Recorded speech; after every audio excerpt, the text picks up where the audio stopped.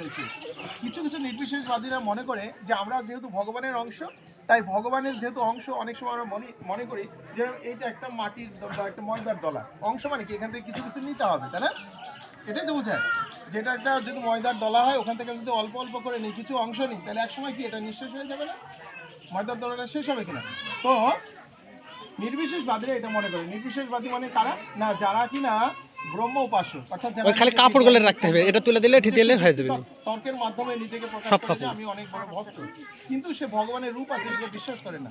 কেননা তিনি যুক্তি বুদ্ধি ওই শ্লোকটাকে এইভাবে প্রতিপন্ন করেন, যেহেতু আমরা ভগবানের অংশ, তাই ভগবানের কিছু কিছু অংশ নিতে নিতে যখন নেওয়া হয় তখন একসময় ভগবান শেষ হয়ে যায়। তা আসলে কি এটা ঠিক? ভগবান শেষ হলে জগৎ চলবে কি করে? ভগবান এমন একটি শক্তি সম্পন্ন হয় যে মানে কি, মানে সিন্ধুর সঙ্গে তুলনা করা হয়েছে, যে সিন্ধুতে গ্যালনকে গ্যালন জল দিলে উচ্চতা যেরকম হবে না, সেরকম ভগবানের সেই অংশ থেকে আমরা তৈরি হয়েছি। সেই অংশ থেকে তৈরি হওয়ার ফলে কিন্তু ভগবানের অস্তিত্ব বিনষ্ট হয় না। তো এই ভগবানের স্মরণ গ্রহণ আমাদের করতে হবে। একটা হচ্ছে প্রার্থনার মাধ্যমে, আর প্রার্থনার মাধ্যমে তাকে স্মরণ গ্রহণ করতে হবে। এখন এই প্রার্থনাটা আমরা প্রতিনিয়ত করি। যে মাতাজিরা কি করেছেন, হরিনামের জপের একটা ব্যাগ নিয়ে এসেছেন, তাই না?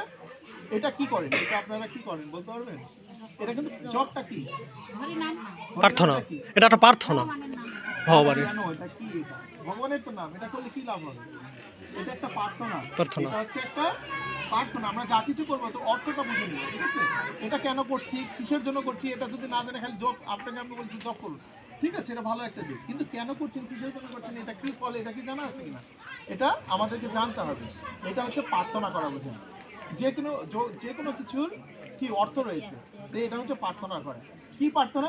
যে আমরা এতটাই ভগবান থেকে পিছিয়ে আছি, ভগবানের আপনারটা ভিডিও আছে, মানে ছলছাতুরি করি যে ভগবান আমাদেরকে গ্রহণ করতে চায় না। কিন্তু যে কোনোভাবে আমরা সাধু সঙ্গের প্রভাবে জানতে পেরেছি যে ভগবানের কাছে প্রার্থনা করে তার শরণ গ্রহণ নিতে হয়। তার শরণ গ্রহণ নিতে হবে কেবলমাত্র প্রার্থনা। এই প্রার্থনা ছাড়া কোনো গতি নেই।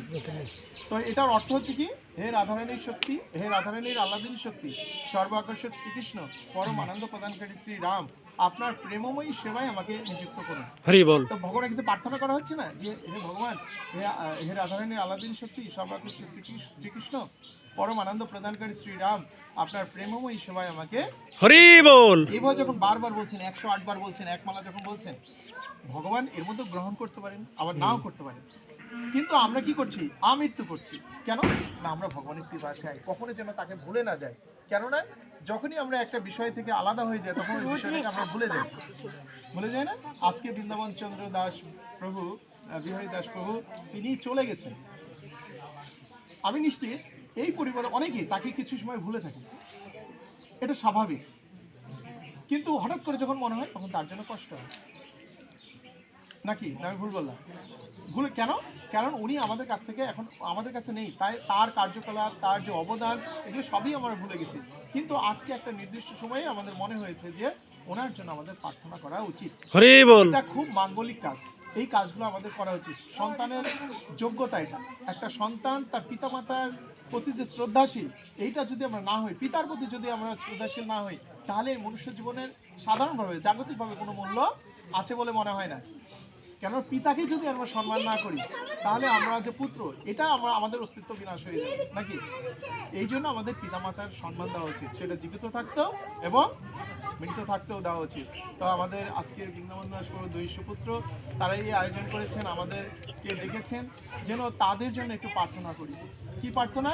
যে ভগবান যদি চান, তাকে উনি যেখানেই থাকুক না কেন ভগবানের সেবায় যেন নিযুক্ত করুন। হরি বল। এই জড় জগৎটা কত দূর না? 14 ভুবন।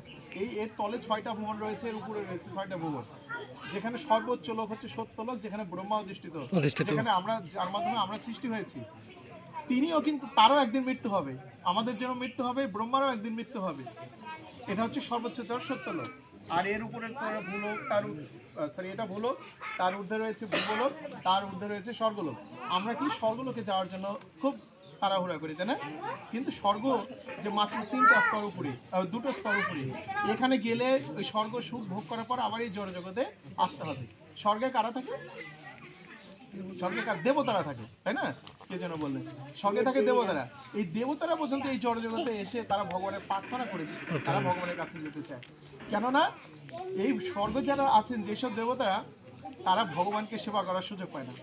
কেন সুযোগ পায় না বলতে পারবেন? কেন? কারণ তাদের হাতে অর্পিত দায়িত্ব রয়েছে। প্রত্যেকটা দেবতার হাতে প্রশাসন, দায়িত্ব রয়েছে, প্রশাসনিক ক্ষমতা। একটা জায়গা। তো যারা প্রশাসন করবে, প্রশাসনিক কাজ করবে, না ধর্মকর্ম করবে। হরি বল। তাই তারা যখন একটু সময় পায় তখন তারা ভগবানের কাছে প্রার্থনা করে, হে ভগবান, আপনি আমাদেরকে এই জড়জগতে পাঠান, আমি আপনাদেরকে প্রার্থনা করে আপনার কাছে ফিরে যেতে চাই।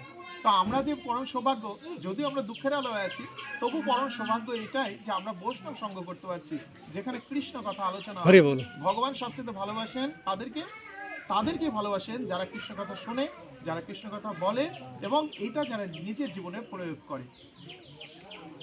তো এখন কথা হচ্ছে, আমরা শুনছি, আমরা জানছি, কিন্তু প্রয়োগ করছি কতটুকু। এই প্রয়োগটা যখন আমাদের সার্থক হবে, তখন মনুষ্য জীবন আমাদের সার্থক হবে। তো মনুষ্য জীবন আমাদের শাস্ত্রে বলা হয়েছে আমরা পশুর মতো জীবন পালন করতে চাই কিনা। তো আমি কেন বললাম এই কথাটা? এটা শাস্ত্রে বলা হয়েছে, বলেছে ধর্মহীন তেষাম অধিক বিশেষ ধর্মহীনা মানুষ পশুরই সমান। যে মানুষ ধর্মের সহিত যুক্ত নাই তারা পশু। এখন আমাদেরকে কি করতে হবে? আসলে আমাদেরকে এই ধর্ম পালন করতে হবে। এখন ধর্ম কি এটা জানতে হবে। যে ধর্মটা পালন করতে হবে, তাহলে ধর্মটা কি? ধর্ম কি ঘুম পাড়া? না এই যে এক বছর পরে এই অনুষ্ঠান হলে এই অনুষ্ঠানে এসে যোগ দেওয়া, এরকম? ধর্মটা হচ্ছে নিত্য কর্ম। আর ধর্ম কি করেছে? ধর্ম তুই সাক্ষাৎ ভগবত প্রণীত। ধর্ম হচ্ছে ভগবানের প্রণীত আইন, যে আইনটা ভগবান প্রণয়ন করেছেন। কি করতে হবে? না বলেছে আমাদের 4টা বিধিনিষেধ পালন করতে হবে। ধর্ম পালন করার প্রথম শর্ত হচ্ছে আমরা কি করব? 4টা বিধিনিষেধ পালন করব। এটা কোথায় লেখা রয়েছে? শ্রীমদ্ ভাগবতমে প্রথম স্কন্ধে এটা লেখা রয়েছে। একসময় পরীক্ষিত মহারাজের কাছে এই পাপ এসেছিল, যে পাপের কথা আমরা বলি। পাপ একটা পুরুষ, ঠিক আছে, আমাদের মতো একজন ব্যক্তি। সেই পাপ পুরুষ এসে পরীক্ষিত মহারাজকে বলেছিল যে আমি আপনার রাজ্যে থাকতে চাই। তো বলছে না, তুমি এমন একজন পাপী ব্যক্তি, তোমাকে এই রাজ্যে আমি রাখবো না, এই রাজ্যে তোমার কোনো স্থান নেই। তো বলছে তাহলে আমাকে কেন সৃষ্টি করা হলো? আমার যদি কার্যক্রমই না থাকে তাহলে তো আমাকে রাখার কোনো দরকার নেই। তখন বলছে ঠিক আছে, তুমি এমন, মানে উনি কয়েকটা শর্ত দিয়েছিল, যেটা হচ্ছিল কি, যে যারা সৎ ব্যক্তি, যারা ভালো ব্যক্তি, যারা ধর্মকর্ম করে, ওইসব জায়গাতে তোমার কোনো জায়গাতে, ওইসব জায়গাতে তুমি থাকতে পারবে না, মানুষকে বিভ্রান্ত করতে পারবে না। তুমি কোথায় থাকবে? 4টা বিষয়ের মধ্যে থাকবে। কি? আমিষ আহার যে বস্তুগুলো রয়েছে সেই সব ব্যক্তির মধ্যে পরীক্ষিত মহারাজ স্থান দিয়ে প্রভু রোদ লাগছে। যে কেউ যদি আমিষ আহার করে সে পাপ খাবে, সে পাপ ভোজন করবে, ঠিক আছে। তারপর বলেছে আর কোথায় যাবে? না অনেকে নেশা করে। তো বলছে যারা নেশা করে ওই সব জায়গাতে তুমি থাকবে। যারা ধর্ম করে রোদ লাগছে তখন নেশা করবে, তারা ওই পাপে জর্জরিত হবে। বলছে অবৈধ সঙ্গ। এখানে কি বৈধ সঙ্গ হচ্ছে না অবৈধ সঙ্গ হচ্ছে? বৈধ সঙ্গ কোনটা? যেখানে কৃষ্ণ কথা হয়, ভগবানের কথা হয়, কি করে আত্মিক মঙ্গল হবে, আত্মার মঙ্গল হবে, এই কথা নিয়ে আলোচনা করা হয়, সেটা হচ্ছে কি বৈধ সঙ্গ। তো বলেছে অবৈধ সঙ্গ যেখানে আছে সেখানে তুমি সেই পাপ পুরুষ তুমি অপেক্ষা করবে বা অবস্থা করবে। আর একটা কি বলেছে? দ্রুত ক্রীড়া। দ্রুত ক্রীড়া মানে কি? হাতের খেলা। হাতের খেলা কি? লুডু, তাস, পাশা, এই খেলাগুলো খেলে না, এইসব জায়গাতে তুমি অবস্থান করবে। তার উদাহরণ কি?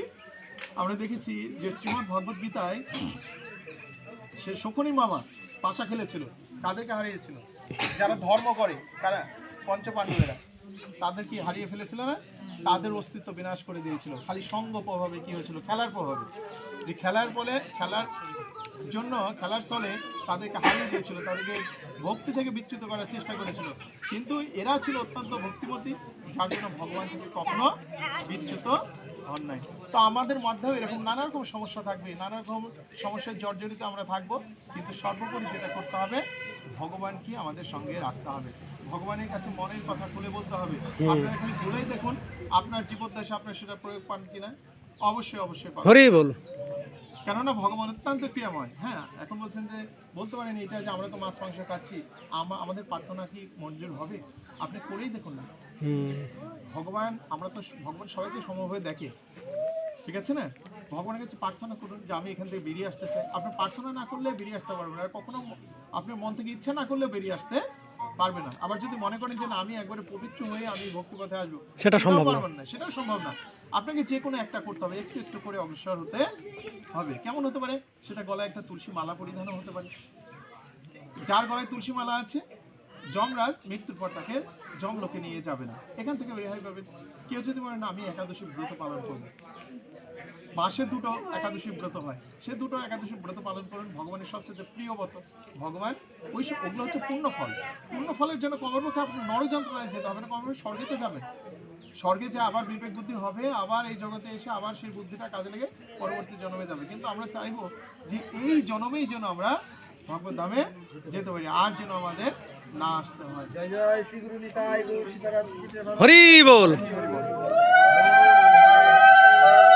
তো আমি আর বাড়াবো না, যেহেতু বৃন্দাবন চন্দ্র দাস বিহারী প্রভুর আজকে আজকে কত বছর, এটা 3য় বছর, 4 বছর। 21 সালে মারা গেছে। 21, তার মানে 4 বছর এটা। 21 সালে 10 মার্চ। আচ্ছা 21 সাল, এটা 26, 5 বছর, সরি এই 5 বছর পার হয়ে গেছে, 6 পড়লো। 6 পড়লো।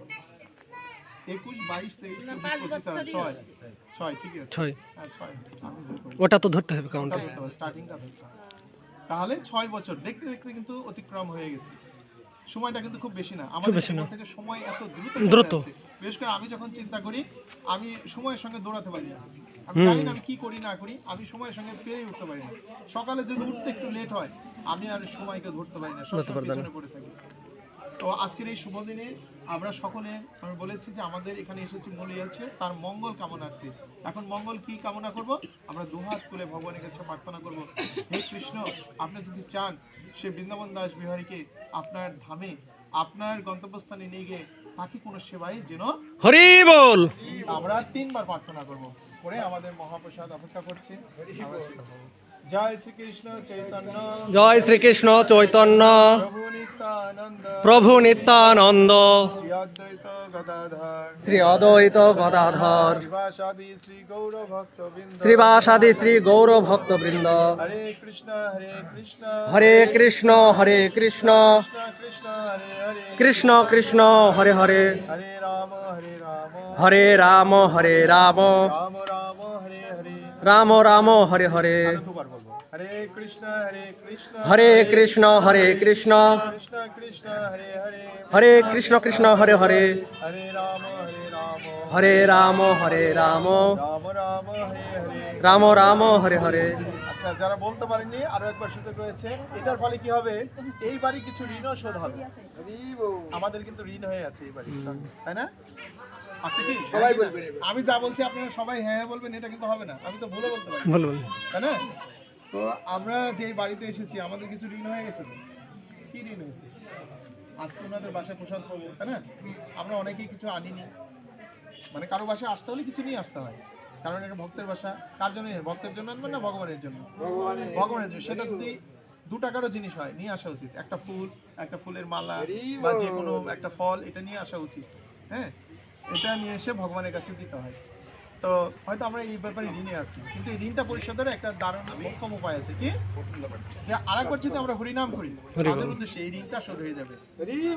আর আপনারা কি হয়, যজ্ঞ করতে হয় এসব অনুষ্ঠানে, হ্যাঁ, এবং আপনাদেরও আজকে যজ্ঞের হলো 12,000 যজ্ঞের ফল লাভ হলো।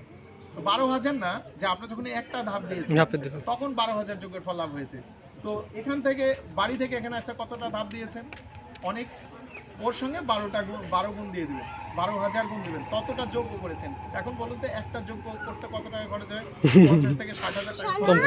কিন্তু আপনারা সেই ফলটাও লাভ করেছেন। হরি বল। তাহলে এটা সুবিধা না অসুবিধা? সুবিধা। কে ব্যবস্থা করেছে এটা? কে? আমাদের সরকার, শেখ হাসিনা, বা অথবা